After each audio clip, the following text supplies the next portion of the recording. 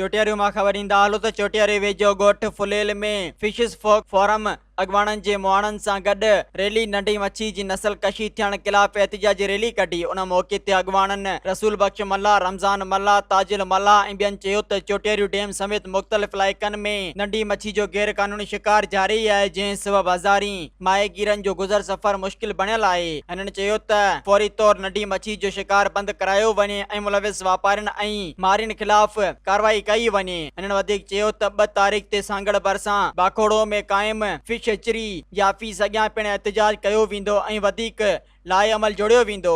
मज़ीद ख़बरनि ऐं तफ़सीलात लाइ विज़िट कयो असांजी वेबसाइट www.awamiNewsHD.com ऐं ॾिसंदा रहो अवामी न्यूज़ HD।